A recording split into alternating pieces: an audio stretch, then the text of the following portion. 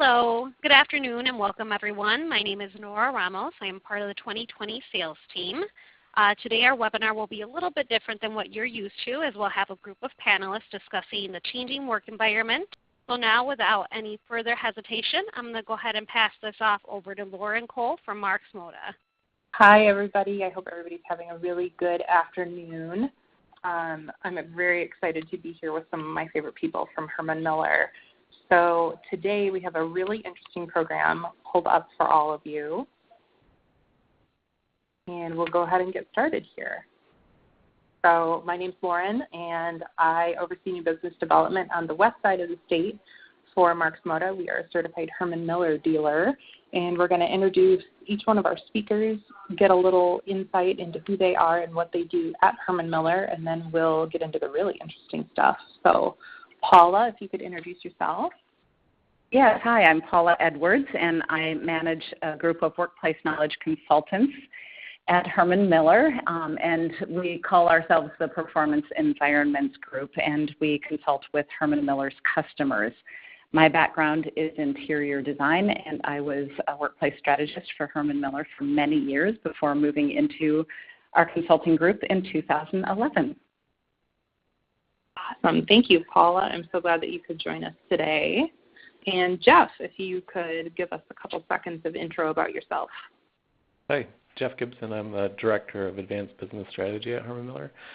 I do a lot of work with technology strategy, and then what we're going to talk about today, a lot of work with data and how do we leverage data in a completely different way to really create value for our customers in a new and fun way. Awesome. Thanks, Jeff. And Nikki, go ahead and introduce yourself. Hi everyone, this is Nikki Robrun. I am the portfolio lead for the Elements category, which is how we're talking about ancillary spaces at Herman Miller. And I'm here today to kind of talk about the balance of data-driven design and think about the softer spaces. So thanks for having me on, Lauren. Yeah, thank you everybody for joining. I'm going to give a little background about our company. Not as many people are familiar, I'm sure, with MarxModa. So we are one of Herman Miller's certified dealers. We cover the entire state of Michigan, which is awesome. We have some really large accounts that I'm sure people have heard of. If you drive a Ford car, you have probably seen some of MarxModa's furniture installations in your dealer. We're very proud of all those customers. And then we deal a lot with little mom and pop businesses too, and everything in between. We are really involved with each one of our customers. One of the things that differentiates us as a dealer is we are not just dealing in furniture, but we deal in business knowledge. Our CEO, Joe Marks, comes from the world of executive consulting, so it's a really interesting background that lends itself well to a lot of conversations outside of just in and out of furniture. And one of the other things that we do really differently is we have a team approach to each one of our projects. So we don't just divide up the accounts according to the alphabet and run with it. We actually give a lot of thought into who's going to interact with each one of our customers. So first today, as we get going, we're going to hear from each one of our panelists and hear a little bit more in depth about what each of their teams do at Herman Miller. Each one of them were chosen because they represent a different component of data-driven design and then kind of a balance to data as well, the softer side. So we're going to hear a little bit about each one of them, and then we're going to dive into some questions. So Paula, if you could get us kicked off here. Okay, great. So go ahead and flip to the next slide, Lauren. So this is just a diagram of the services that we provide for our clients. And the first thing that we do is we like to help our clients and our A&D partners assist the client with building a shared vision. And the next set of services, we do our workplace evaluation. We do both qualitative and quantitative evaluation to, again, help our clients figure out how their workplaces are currently being used and how to fill that gap between the current state and the future state, the state that they want to achieve as they're going through a design process or redesigning some programs. We also have change management services, which help our clients in adapting to the planned changes so that they can hit the ground running. And finally, we offer post-occupancy services as well. So one of the space utilization service is our quantitative method of gathering data for our clients. And what we do is put motion sensors under seats. And those seats can be in individual areas or in meeting spaces. And it gathers data continuously on the motion, because we as humans don't sit perfectly still when we sit in a chair. So it picks up all of that motion when a chair is in use, sends a data packet to Herman Miller every 10 minutes, and so we get a really granular look at how that space is being used. And we've put the sensors under individual seats as well as meeting room seats, and so we can see how individuals, the patterns of work for individuals, which is really helpful if you're trying to create an alternative workplace strategy, or if you're trying to redesign workplace standards, in part based on utilization. And in meeting spaces, it's really helpful to see not only how many rooms are in use, but how many people are sitting in those rooms. We recommend a 3-week study. We have done some analysis to see whether that's the right amount of time, and we do believe that that is the right amount of time. In the first few years when we were ramping up, we looked at patterns based on 6-week studies compared to 3-week studies. We study lots of different time frames. And we're really not learning anything more from a 6-week study than we do from a 3-week study. So that's what we recommend.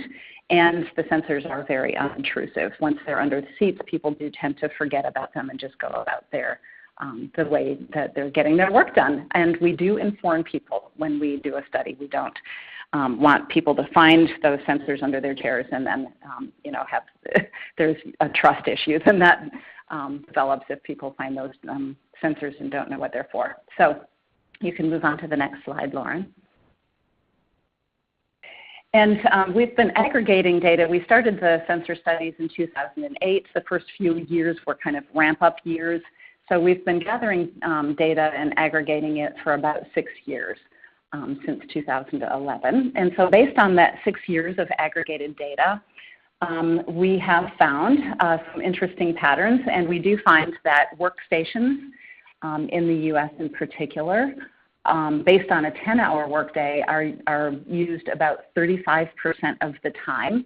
So 35% of workspaces on average are in use in our client spaces based on that 10-hour day, and that is assigned spaces.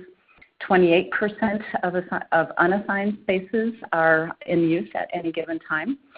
And we've also started looking at the busiest 5 hours of the day, which we call core hours. And during those core hours, it's still, right around 40%, about 60% of the spaces are still empty at any given time, and that would be assigned spaces. So a little bit less than 60% are not in use, 43% are in use at any given time. And then unassigned spaces, about 34% of those spaces are in use based on our studies over the past 6 years. You can move on to the next one, Lauren.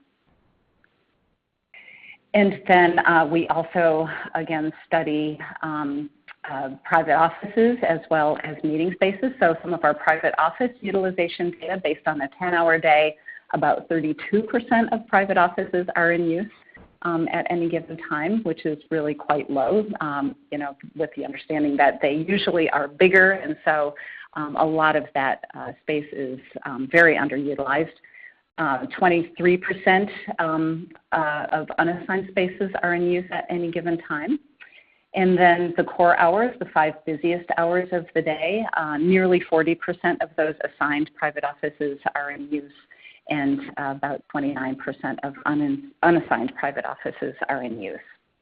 You can move on to the next one. And then we study meeting spaces as well, and based on a 10-hour workday, we find that meeting spaces are used about 36% of the time for enclosed meeting spaces. Open meeting spaces are used about 15% of the time. And even in the busiest 5 hours of the day, we're finding that enclosed meeting spaces are in use about 45% of the time, open spaces about 17% of the time, which is usually a surprise to our clients. They typically think that their rooms are in use much higher than that because they often get complaints. But we do find that when the utilization rate goes above 50%, people do start to get the complaints because people aren't able to find the available rooms, the most popular rooms at those busiest core hours of the day if they need a room at the last minute, for example, or if they need to make repeating reservations. So 50% is a pretty good utilization rate actually for meeting rooms. But one of the interesting things that we do find is that meeting rooms in most of our customers' facilities are too big. The average meeting size is about 4 to 5 people, and we find that the average meeting room is usually at least 8 seats large. So we do find very low utilization from that seat standpoint. So this is a chart that just shows we break up our data in lots of different ways. For clients, we break up the data and show them how their spaces are being used by department, by floor, by building, by sometimes our clients want to take a look at them by workstation size or office size. So we can break up the data in lots of different ways. And we also take a look at the data by industry just to see how the utilization rate changes by industry. And you can see that there is a little bit of fluctuation on this chart, but we do find that workstations typically are in use somewhere between that 27% and approximately 60% range. And private offices in use just a little bit less frequently, typically. And when we factor in the conference room seats along with the meeting spaces, we do find that that meeting room utilization gets dragged down because of the low seat utilization to somewhere in the range of anywhere from 12% to about 25% of those meeting room seats are in use at any given time. You can go on. And I thought that this slide was interesting, again, aggregating 6 years of data and looking at assigned workstations in the U.S. The light blue indicates less than 20% of the time utilized that those seats were utilized. The purple is 20 to 39% of the time those seats are utilized. The medium blue, 40 to 59% of the time is the amount of time that those seats were utilized. And then the darker purple, 60 to 79% of the time, the really dark blue, 80 to 100% of the time. So those really light utilization buckets, the light blue and the light purple, we have seen an increase over the years. From 2012, that less than 20% of the time bucket was really quite small if you look at the line all the way across. The bulk of the utilization rates were in that 20 to 39 and 40 to 59% of the time. But as the years go by, the lower utilization rates have been ratcheting up, which to us is an interesting indication of the mobility that people are experiencing. More people are getting mobile technology, and more people are getting more flexibility at work.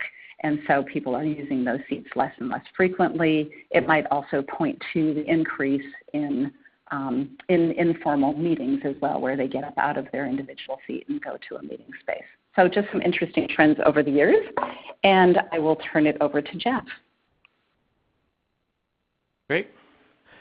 So if we go to the next slide, there we go. So what Paula just described was a great system that we've had out in the market for about 8 years now. It's got a high degree of flexibility on where you can place sensors so that we can get utilization pretty much across the floor plate where we're interested in collecting data. Like she said, it's generally a 3-week study. I'm going to take you over to LiveOS. It's a platform that we launched at NeoCon this year in June. And just a little bit of high level background. If you've heard of the term the Internet of Things, really what I'm going to describe for you is Herman Miller's version of an Internet of Things platform. Just thinking broadly about the Internet, the Internet really became mature in the mid-90s. And what it did is it connected people to people and people to information. What we start seeing, though, in the late noughts is that the Internet of Things became much more mature, and really it started in the consumer space with things like the Nest thermostat, and Amazon Alexa as an example. So as we were monitoring those trends, we saw it get to the maturity where we think it's ready for enterprise. And so, like I said, we launched LiveOS as an IoT platform. And it's really highly focused on users, which is kind of Herman Miller's core values. But it's also focused on enabling organizations to have better data to make better decision making. And so what we launched, and I'll take you through one of the first products that launches on this platform. But it's about cloud-connected furniture. There's a user app for the product that I'll take you through. And then there's some dashboards, which gives people at the organizational level a much better view of what's going on within their spaces. So we'll go to the next slide.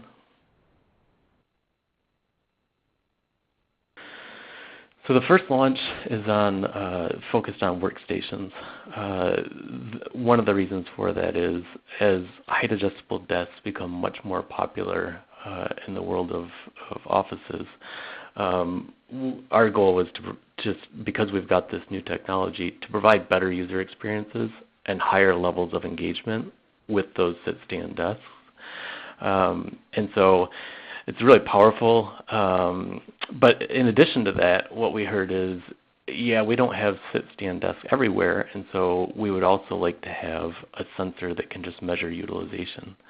And so we've also got a sensor that can go on pretty much any fixed height surface to start to give feedback on utilization of those surfaces. But just doing a deeper dive on the sit-stand desk, at a minimum, somebody in the organization is going to get an amazing Herman Miller sit-stand desk. But if they so choose to download our app, we do a little bit of onboarding. We get them set up with their desk in the right height for them, so a little bit of personalization there. And then after they get both the seated height and standing height set, they can actually save that. And so now any desk that they go up to, they can port over those settings and be confident that they've got it in the right position. In addition to that, if they want to get a reminder that it's time to stand up or sit down, we enable that via a little bit of a nudge through the table itself, just a little vibration in the table. That's kind of powerful because we all get so consumed with our work that we kind of forget that sitting, standing, moving is really beneficial for our health and wellness. And then the other aspect of the app is similar to fitness trackers.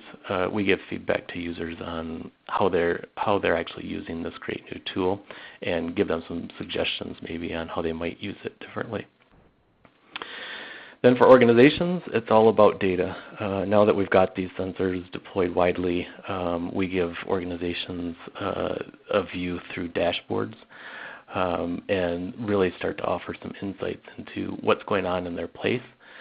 So not only do they know what's going on at the real estate level, the highest level of how their real estate is being utilized, but also at the more micro level. And so how are things and spaces being used so that they can better plan their spaces over time so that their users are performing at the highest levels. So if you go to the next slide. Yeah, so like I said, this is just a view of the onboarding app, and it's pretty minimum engagement first, and it just kind of onboards people to what to expect and gets them set up and lets them opt into any of those things that I talked about. And the next slide. It's really LiveOS is all about how do we help people, whether those people are individual users or they're organizations that want to know what's going on so that they can be more productive, efficient, and engaged. So if we move on from there.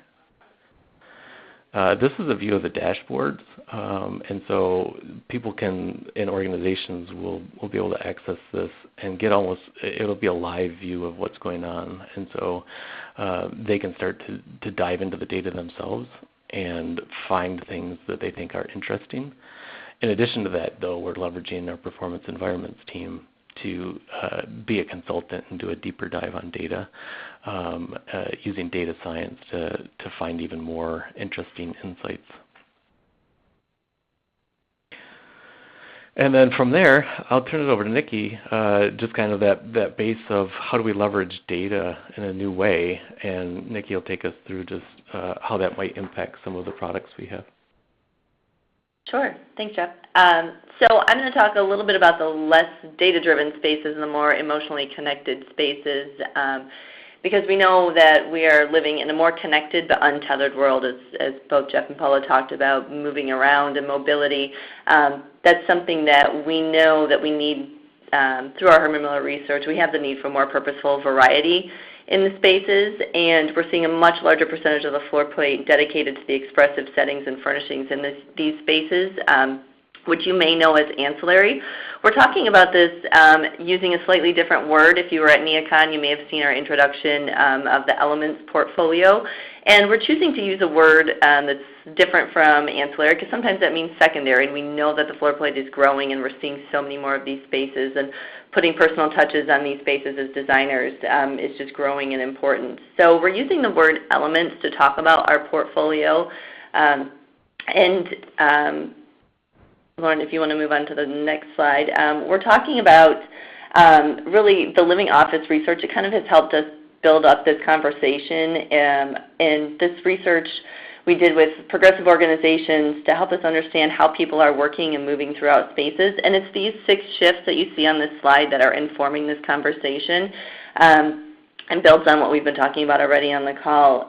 We know that individual spaces are shifting, and people want more variety outside the workstation, and more work is happening outside the workstation. And the point that Paula made about meeting sizes being only about 4 to 5 people, we know that we don't necessarily need those oversized conference rooms anymore, and small collaborative spaces are becoming more and more important. And you even had, think about that distant coffee room kind of in the back corner. Now you're seeing more gravitation towards central plazas and encouraging planned and unplanned interactions in those kinds of spaces rather than that coffee room that nobody wanted to be a part of. And users, we know that people want more choice and variety in their workspaces. We know whether that means choice in posture or type of space that they're going to be working in. We want to make sure we're providing those kinds of spaces as well, so they can have that choice. And then we know as they're moving in between spaces, those circulation spaces become more important as well, and you can make those purposeful and have really intentional interactions happen in those spaces too. So at Herman Miller, we believe that we are uniquely positioned to solve for these needs. We have, on the next slide, Lauren, the family of brands that we're talking about as part of the Elements portfolio.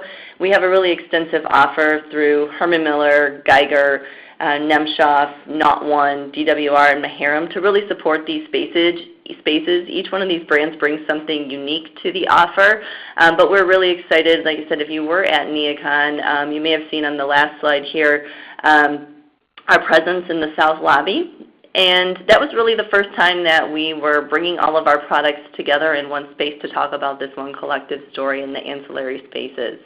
And so this is just an image of what the space looks like. But really we're creating inspiring spaces with our entire portfolio. And just to build on what we've been talking about, a little bit less data-driven, but certainly inspiring. So with that, I'll turn it back over to Lauren, and I think we're going to open it up for some questions. Yeah, thank you guys. So I have some questions that I came up with beforehand and some stuff that I jotted down as we were talking. So first of all, I would love to hear from all of you, what does the term data-driven design mean to you? I can jump in. This is Paula. So designers typically generate a wide range of data when they design a space for a work group. Most of that data that they gather through surveys, perhaps meeting with groups of people, perhaps doing interviews and things like that, most of it is qualitative, meaning that you're getting people's opinions on how they get their work done and where they get their work done and how much time they're spending in various spaces. Or you're getting a snapshot in time if you're doing some observation of selected areas. So that's definitely providing data to give you a really good design. That's the qualitative data. And then the quantitative data is something that's really useful to give you a little bit of just to give you some good confidence in if you're going to alternative work strategies, if your clients are asking, hey, do we really have to give everybody an assigned seat? Then it gives you some grounding for how do you structure that alternative work program. Maybe some of the people who have really high utilization rates get an assigned seat, but maybe the people who are already mobile don't get an assigned seat. Another thing that I always struggled with when I was being asked to design a space was how many meeting rooms do I really need, and how big do they really need to be, and how many open meeting spaces. And so the quantitative data really helps to establish a grounding for questions like that. So that's what I see as data-driven design, giving you the right information that you need in order to make design decisions.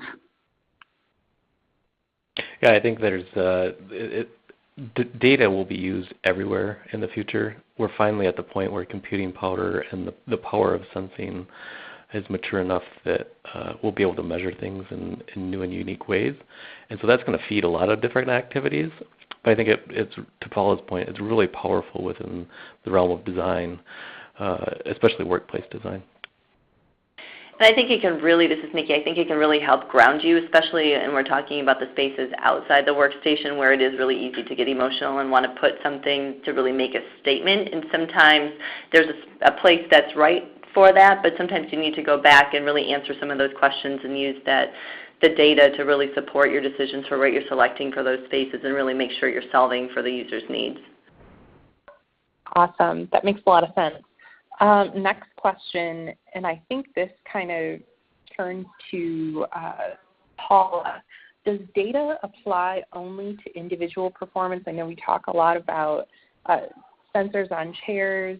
Is there some way that we can use data to enhance teamwork and collaboration and not just track individual performance? Yeah, and just to clarify, sensors under seats have absolutely nothing to do with individual performance. You can not sit in your seat all day long in the office, and you can be extremely productive, and you can be performing extremely well. So we always are careful to tell people we're not tracking performance at all. We're not tracking your productivity. We're only tracking how the space is performing and how the space is supporting the work that actually gets done. Sorry, I was distracted by the word performance. Can you repeat the rest of the question? Yeah, I think this is a really important distinction. So I guess rather than individual performance, data applying only to individual, we'll say tracking, like data applied at individual tracking. How does data-driven design, can we use it to enhance teamwork and collaboration and encourage people to have those casual collisions or purposeful meetings? Yes, yes. So the data that we're collecting through a space utilization study will tell you how people are using the space. So for example, you might have a space that hasn't been redesigned for 20 years, and so there usually were very few meeting spaces and only one type of meeting space, and it was a lot of people sitting in individual seats. So when we track utilization of spaces like that, we often find that the meeting rooms are used very, very frequently. So lots of meeting room use, but usually much smaller meetings than the spaces are built for. And so that might give us the information to say, well, we really need more meeting spaces in our future, in the space that's being designed. And we need a combination of open and enclosed because maybe we see, again, that the utilization rate of the individual seats is rather low. So where are people? They're maybe having to go someplace else to find a place to sit down and meet with people. So, so the utilization data can give you some of that, a little bit of insight into, well, these spaces aren't being used.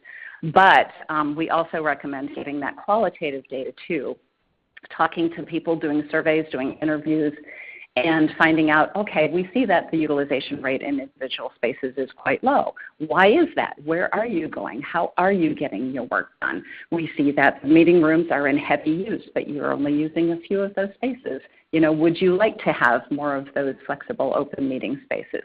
So again, using that quantitative data as kind of a jumping off point for going back and gathering more qualitative data too. That tells you a little bit more about how the space really should be designed in the future. Does that make sense? That makes a lot of sense. And I think, anybody who works in facilities, especially not in the design department of a facilities department, but just kind of maybe more real estate role, would see that 35% utilization figure and just about fall out of their chair. Is that something that we really need to work to increase? Or, I know you mentioned 50% more for meeting spaces. Is there an ideal number for workstations? That's really up to each individual organization. And we do hear a lot of clients come to us and say, oh, it's dreadfully quiet and awful in our space. You can't see anybody for one thing. You don't see any daylight. You might hear somebody typing over here. You might hear a little bit of a conversation over there. But it's too quiet, actually. People can overhear everything that's being said, and one person's voice will then be very distracting to people who are trying to get their heads down work done. And so, getting a little bit higher utilization rate will create more of that kind of coffee shop sound, and that's kind of what clients usually are looking for, is a little bit more activity in their spaces, a little bit more life, which is one of the reasons we call our research about the workplace living office. What is it that draws people to the workplace? What is it that makes them want to be there and want to collaborate with each other, and makes it easy for people to collaborate with each other too? So, awesome. So so it is up to each individual organization what they want their utilization rates to be. We often hear organizations say, well, maybe 70% might be good, but they do want to get more life and more energy into their spaces. Awesome. Thank you, Paula. So for Jeff, it seems pretty obvious that a lot of large global companies or nationwide companies could benefit a lot from the dashboard from LiveOS and being able to track that data and seeing what it's like live. But do you think it's something that small and medium business or local business could leverage as well? Yeah, when we talk to people at large global companies, to your point, they've got these huge real estate portfolios. They probably have some leased real estate in high-cost cities that they're really focused on leveraging the best real estate footprint they can. And so it's really important for them. But then when we talk to small, medium business, it's to leverage LiveOS. The conversation is a lot more about, first of all, those great user experiences that I described with our first launch with the table. But secondly, it's about getting the data to know what's going on in the building that I might own, and so that I can adjust over time. Because the reality is, when we design spaces, the collective we, when we design spaces, we obviously want to do the best job we can to support the current needs of the organization. But as soon as that facility is up and running, stuff starts to change. And so I think what we're providing is just that deeper level of data with LiveOS that help even small, medium businesses manage their places in a better way, so that they have better performing work going on within those places. Makes a lot of sense. And then kind of building off of that, what do you think is seeing the demand for data-driven design? Is it increased real estate prices? Is it limited furniture budget? What do you think is driving that demand? For sure, at those big companies with a lot of real estate, it's a lot about cost. But especially in the U.S. market right now, just the environment we're in to try to attract and retain talent is a big issue. And so again, going back to having the right place for the work that needs to get done in that place. And our living office framework really, it's focused on activities, and then how do we support those activities with the right settings and the right tools within those settings.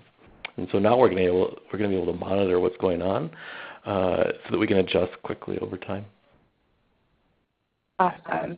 And Nikki, I know we talked about this briefly offline or have talked about it in the past. When we talk about that full Elements portfolio of furniture, what are some of the different behaviors that we could influence or solve for by using the entire Elements brand? Sure. We want to make sure we're creating purposeful variety in the spaces and giving the user choice. So we want to create spaces that allow for meetings or small meetings or even focused heads-down work. So just making sure that there's a lot of variety in those spaces for work, but also support environments that maybe where social interactions happen. But the important part in these spaces is making sure that people have choice and they can choose where and how they want to work. And then from your perspective, since you sit a little bit more on the aesthetic side of what we do, how do we balance all that hard data that Jeff and Paula have touched on? How do we balance that with the softer side and more of the aesthetics of the Elements brand? I think it's really rooted in some of that research and definitely more of the qualitative piece. I think that's where the data-driven research makes more sense in the ancillary world. It really going back to what I mentioned before, and that as you're creating these spaces, there's a lot of emotional appeal, and as designers, it's great to create really interesting spaces in different furniture, but you want to make sure that the workers' needs are supported and the actual work can happen in those spaces. So really going back and understanding what the needs are and what kind of work is actually happening in these spaces, that they're truly supported. You don't just want a beautiful space to look beautiful. You definitely want people to be drawn to it and want them to actually be using it for work and purposeful interactions. Yeah, thank you. That's awesome to think about, not just design for the sake of design.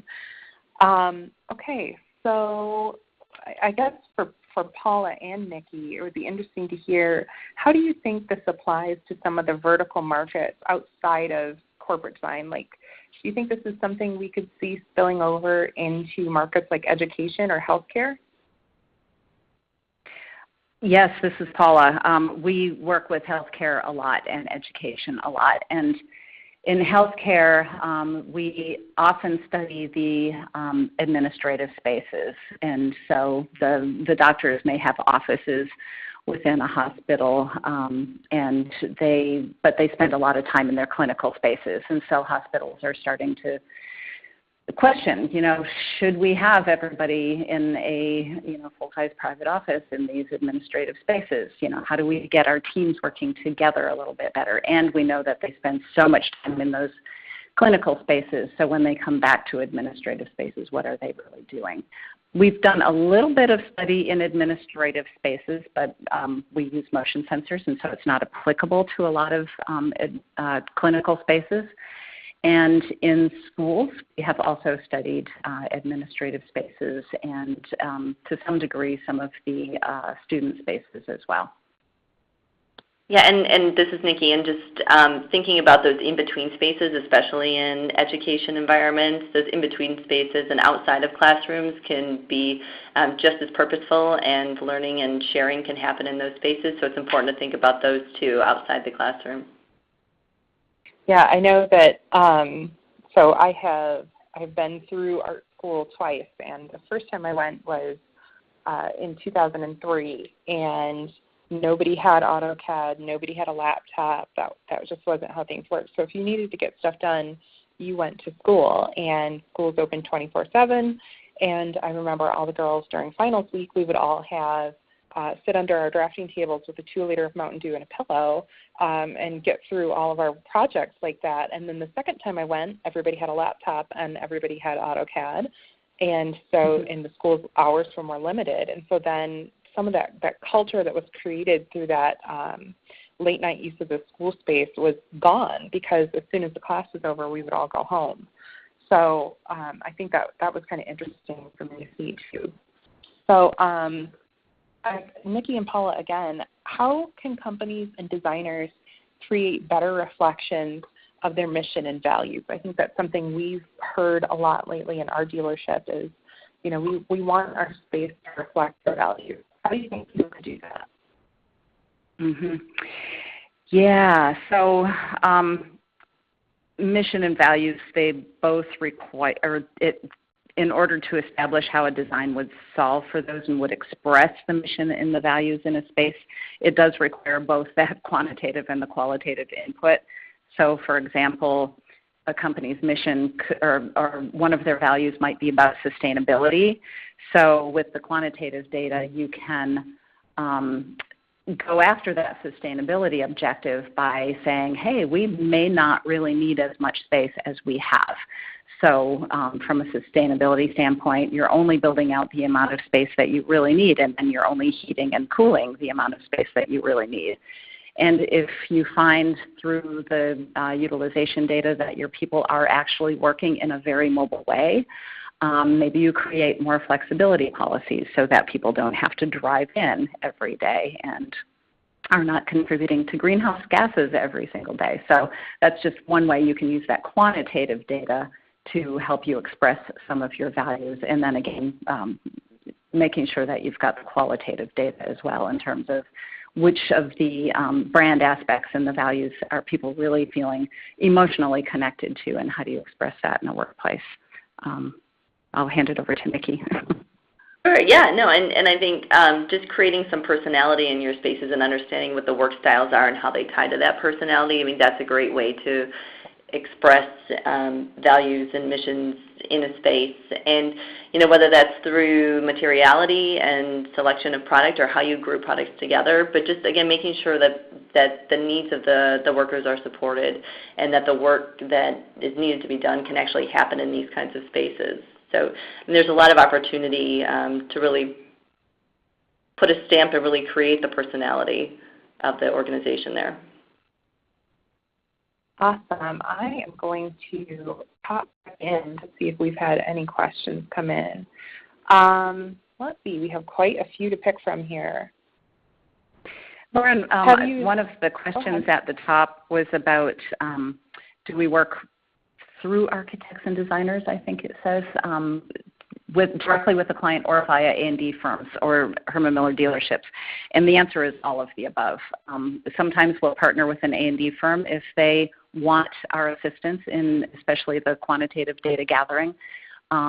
If our clients don't have an A&D firm, if they have an internal facilities group, we'll partner with that facilities group, or sometimes we partner with our dealers too in figuring out what's the best method for gathering information from clients and making sure that it gets into the right hands to get a design done. Yeah, and I will also say on the same question, from a dealer perspective, we work with A&D firms all the time, and we always kind of tell them, we'll do as much or as little as you want. So, we really want that design to be driven by the A&D firm. So I think that kind of applies too. And then I love Michelle's question. Have you discovered a difference between the generations and acceptance of LiveOS? I think she means the difference between performance environment sensing and LiveOS, maybe. I was thinking more like the five generations that are at work right now. Do you think maybe like baby boomers accept LiveOS a little more hesitantly than millennials? Or I think that's kind of what Michelle was getting at. Okay. Yeah, so first of all, one thing we always our team keeps in mind with LiveOS is that it's not about tracking people, it's about tracking the workplace. And so we're real careful not to send personal information to the organization. We don't want people to feel like they're being tracked. Did I show up at work today or not? Was I at my desk supposedly working, which is kind of an old school mentality. And when I think of generational, it's not necessarily based on age. It's also based on just your acceptance of technology in general. And so along with that, we all give data to different places. So whether you're using Google or Facebook or Twitter or whatever it is, people are getting view of your data and your personal usage of that data. We do that because we get some value in return. And so it's one of the reasons that we're hyper-focused on user experiences, is so that users are actually getting some value out of what we're deploying with LiveOS, so that they're actually more accepting of what's going on there. Awesome, thank you. Melissa has a good question too. Is there any research around folks spending more time away from their desks because of the open nature of the floor plan and people needing more privacy and less distractions? Yeah, this is Paula. That is an interesting question, and we are seeing that those seats are utilized less. Often that's our studies are being done in older environments where there are tall panels, but people are still needing to get some individual work done, some concentrated work done, where they might be out of their workstations a little bit more frequently trying to get collaborative work done as well. But one of the things that we do see that's really interesting in these studies is that there is a really high degree of one-person use of meeting rooms. And that's in the older environments and the newer environments. And I think that one of the things that people are doing is they're spending so much time on conference calls. And so we've got somebody who wants to take their call hands-free, might not have a really good headset, or don't want to have that chatter around them, and so they go grab a meeting room. And so you've got a meeting room that's built for 8 to 10 people, and one person is sitting in there taking a call. So very inefficient use of meeting rooms, and we do recommend that organizations, especially if they're lowering panels, that they make sure that they provide lots and lots of those 1- and 2-person rooms for those very small chats that you maybe don't want to distract some of the people around you, so you take it a little bit further away, and to provide those places for that heads down work and for taking those conference calls, and providing the people the flexible technology in order to take advantage of those spaces as well.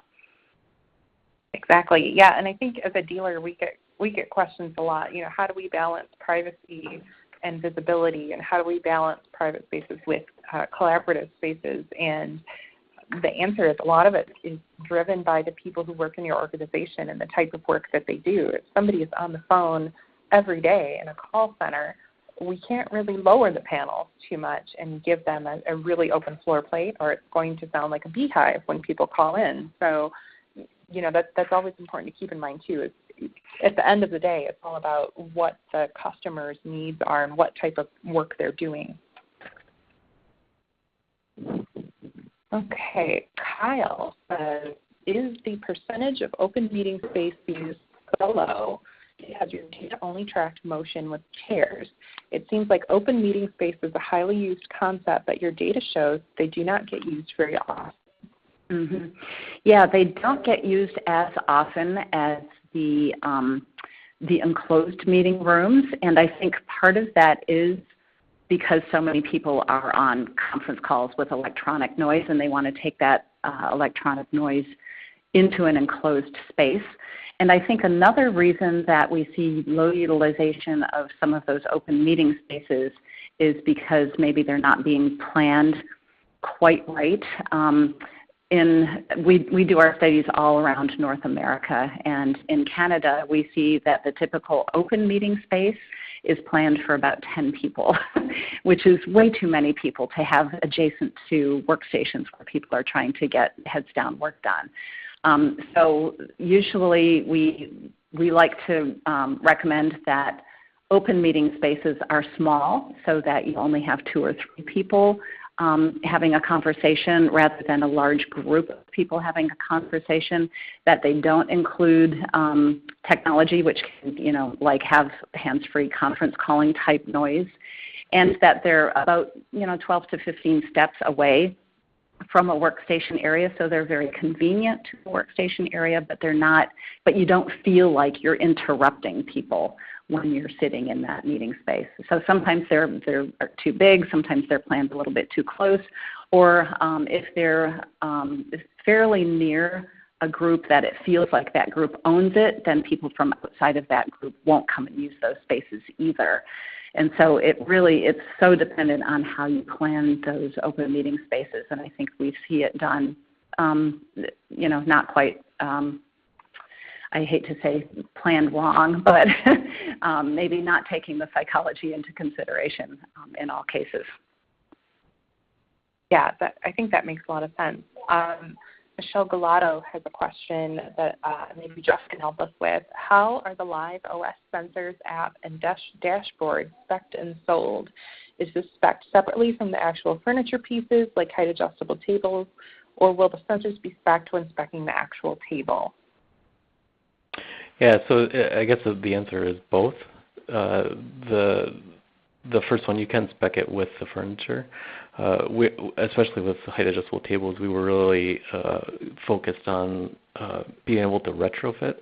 And so the hundreds of thousands of Herman Miller adjustable height tables that are out in the world right now, we wanted to make sure that if people wanted to retrofit this new solution onto that, they would be able to without having to buy a whole new table. And I would say the other thing is what we're seeing with customers is most customers want to do a pilot. They're probably not ready. If they're going to buy 2,000 tables, they're not ready to invest in new technology right up front. And so we're seeing with customers pilots of anywhere from 50 to 100 so that they can actually test it out with users and see the data within their facility. And then maybe they'll take that next step and put it across their floor plate. Awesome. Thank you, Jeff. And probably our last question from Kay Williams. Furniture manufacturers have great design tools that produce high fidelity, extremely accurate 3D typicals to reflect details and options at the cluster level. But as A&D firms move more towards immersive environment like virtual reality, is Herman Miller working to streamline and minimize 3D geometry at a floor plate in a floor plate envelope? A&D firms need the less is more as we move through furniture in building a visual reality simulation. Is that something you guys can speak to at all about the VR stuff that Herman Miller is working on? I would say in general we've got a team that's focused on both VR and AR as a new tool to bring designs to life without huge amounts of effort. But virtual reality is again going back to this theme of it's mature now. The tools are every day there's new types of tools and new types of things that enable for a much more lightweight way to do VR. And so, like I said, we've got a full team that's working on that, and I think you'll continue to see more from Herman Miller along those lines. Awesome. Thank you. And I want to say thank you to everybody who joined us today. Hopefully you got some little nuggets that you can pull out of this. You can find each and every one of us on LinkedIn, and we would love to connect with you. If you do have more questions, you can reach out to Herman Miller. You can also reach out to any of our Herman Miller certified dealer partners all around the country, and Herman Miller can help you find those people if you are not able to or don't know who they are. Thank you, Lauren, and thank you to all of the panelists. As always, if you have not done so already, feel free to browse out to our community at 2020spaces.com/community. Make sure you do get registered there and check back frequently to go ahead and look at some of the forums posted. And of course, for any additional information, always feel free to visit 2020spaces.com. Thank you.